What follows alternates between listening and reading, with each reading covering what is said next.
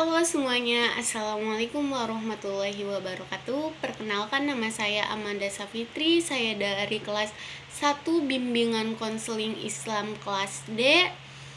Di sini saya akan membuat video UAS pengantar psikologi dengan dosen pengampu Dr. Randa Eni Nuraini MSI dengan NIM 211340155.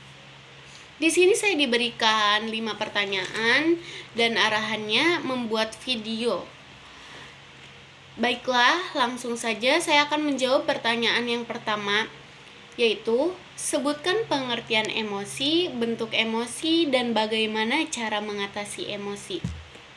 Nah, emosi sendiri adalah perasaan intens yang ditunjukkan kepada seseorang atau sesuatu. Nah, bentuk emosi ini bisa ada rasa sedih, rasa senang, rasa bahagia, rasa takut. Itu disebut dengan bentuk-bentuk emosi.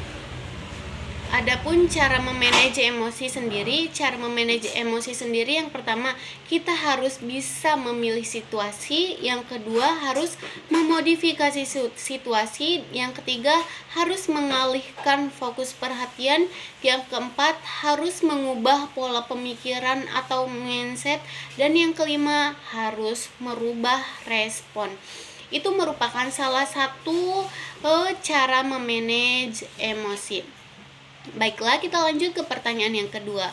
Apa yang disebut dengan motivasi dan pengaruh motivasi terhadap perilaku seseorang? Motivasi itu sendiri memiliki pengertian dorongan. Nah, pengaruh motivasi untuk kepribadian seseorang adalah meningkatkan kepercayaan diri dan merasa bahwa apa yang dia lakukan itu merasa didukung. Itu yang disebut dengan motivasi. Nah, untuk pertanyaan yang ketiga, sebagai seorang pendai atau konselor, mengapa ilmu pengantar psikologi amat penting dalam bimbingan konseling Islam masyarakat?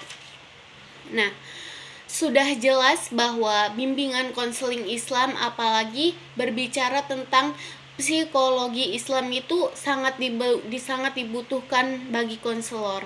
Dengan adanya ilmu pengantar psikologi ini memudahkan seorang konselor dalam memahami karakter dan sikap seseorang. Dengan ini, seorang konselor dapat mengetahui dan memberikan solusi terbaik. Baik, untuk pertanyaan yang keempat adalah, menurut Hippocrates, bahwa jenis-jenis kepribadian yang dimiliki manusia ini ada 4. Jelaskan dan sebutkan contohnya. Nah,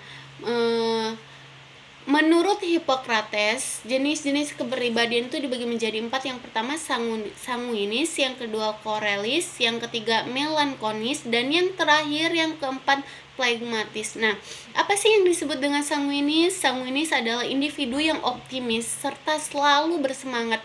Contohnya itu dari orang-orang sanguinis ini mudah bergaul. Itu contohnya. Yang kedua ada korelis.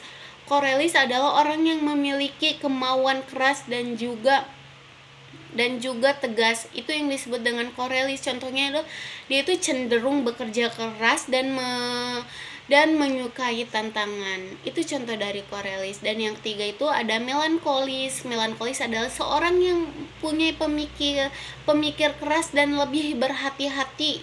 Kalau misalnya melankolis ini keterbalikannya dari sanguinis. Kalau misalnya contoh dari orang-orang melankolis ini, dia itu tidak mudah bergaul. Nah, yang terakhir ada phlegmatis. Phlegmatis adalah cinta kedamaian. Contohnya itu orang-orang phlegmatis ini suka yang namanya kontribusi. Baiklah, untuk pertanyaan yang terakhir, yang kelima, apa sajakah faktor-faktor yang mempengaruhi perkembangan seseorang dari masa remaja sampai masa dewasa akhir? Perkembangan yang sangat terlihat dari masa remaja sampai masa dewasa terakhir ini adalah pergaulan. Mengapa kita ambil pergaulan? Karena pergaulan merupakan salah satu faktor yang sangat terlihat pada fase ini, karena ini berhubungan dengan kepribadian, pola pertemanan, dan karakter. Dengan pergaulan kita bisa mengetahui dia bergabung dan berteman dengan siapa, dan karakternya pun akan sama.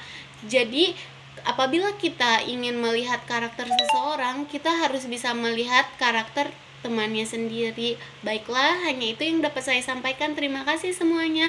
Wassalamualaikum warahmatullahi wabarakatuh.